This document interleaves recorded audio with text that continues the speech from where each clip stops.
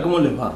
Nos encontramos de nuevo y seguimos con nuestro tema en este devocional semanal Anhelo de Dios. Y estamos en el Salmo capítulo 63, versículo 1 al 3, y lo vamos a leer juntos otra vez. Dios, Dios mío, eres tú, de madrugada te buscaré. Mi alma tiene sed de ti, mi carne te anhela, en tierra seca y árida donde no hay aguas, para ver tu poder y tu gloria, así como te he mirado en el santuario, porque mejor es tu misericordia que la vida, mis labios te alabarán. David dice en este salmo, mi alma tiene sed de ti. Una traducción más acorde debería decir, mi alma languidece por ti. Él está diciendo que él es como un caminante cansado, agobiado y fatigado que va en medio de un desierto abrasador con la única esperanza y el único deseo y objetivo en su alma de encontrar un oasis de aguas frescas en medio de ese terrible desierto.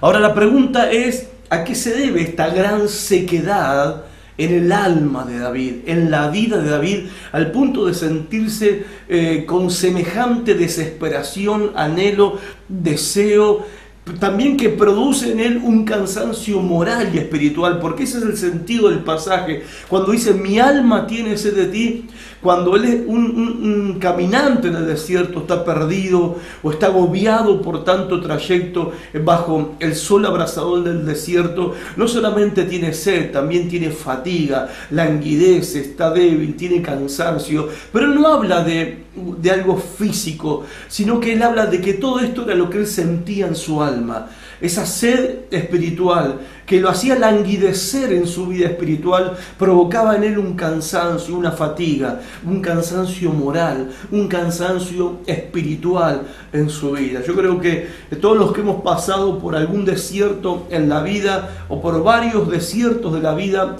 sabemos de lo que David está hablando en este salmo. Ahora específicamente, ¿cuál era el desierto de David que él estaba atravesando?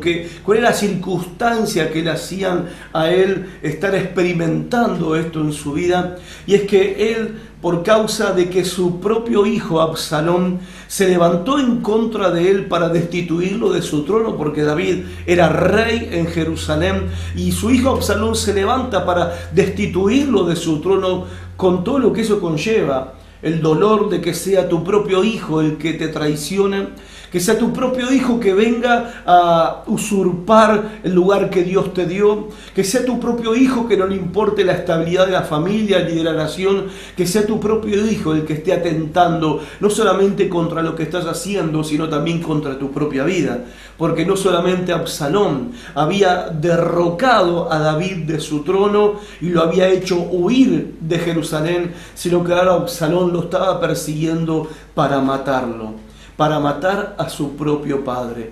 Entonces David, que podría haberse defendido de su hijo a través de la fuerza militar que él contaba, David, que podía haber salido a la batalla para pelear cara a cara con su hijo, él decide no entrar en un enfrentamiento militar. Él no quiere que corra sangre, él no quiere que haya violencia, él tiene el corazón partido. Él está quebrantado, él está destruido moral y espiritualmente. Entonces decide dejar el palacio, deja el trono y deja la ciudad con muchos fieles y leales que lo acompañaban, pero lo acompañaban en una procesión de derrota, de fracaso, dolor, frustración a través de todo el desierto de Judea.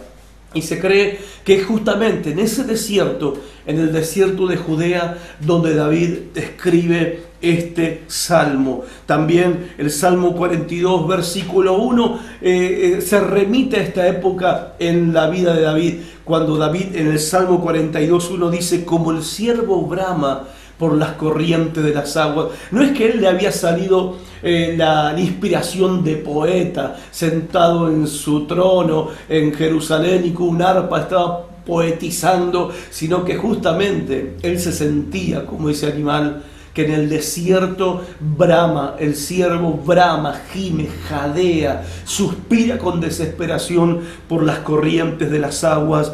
Así, dice David, así, clama por ti el alma mía. Y como tuvo que huir de Jerusalén, allí había dejado atrás no solo el trono, no solamente una posición política, no solamente el palacio o el gobierno, también había dejado atrás el santuario. David amaba el santuario porque allí estaba la presencia de Dios. David había ordenado el culto en el santuario de tal manera que haya alabanza y adoración a Dios en el santuario de Jerusalén las 24 horas del día. Y David muchas veces se unía a la compañía de sacerdotes, levitas, cantores y profetas que adoraban y exaltaban a Dios en ese santuario.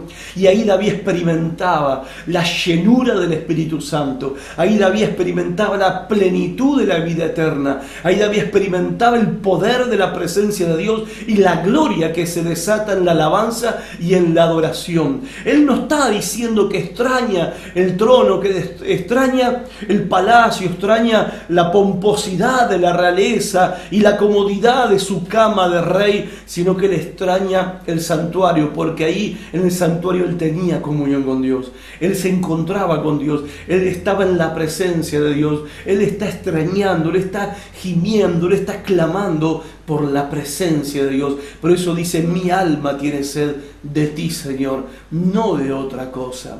Ahora bien, esto nos enseña que es en los desiertos de la vida que Dios permite en nuestra vida, que Dios permite, y eso lo vamos a ver en esta semana, en este devocional semanal, porque recuerde, es una clase por día. No vale que usted vea todas en un día las clases de los 6 días, y sabe que son 6 días porque el domingo cerramos en la iglesia con la clase en vivo y en directo y el mensaje de la palabra de Dios para todos. Por eso tiene 6 clases para 6 días de la semana este devocional. Cierro paréntesis y continúo con el mensaje. Es que Dios permite, es por eso que justamente Dios permite los desiertos de la vida.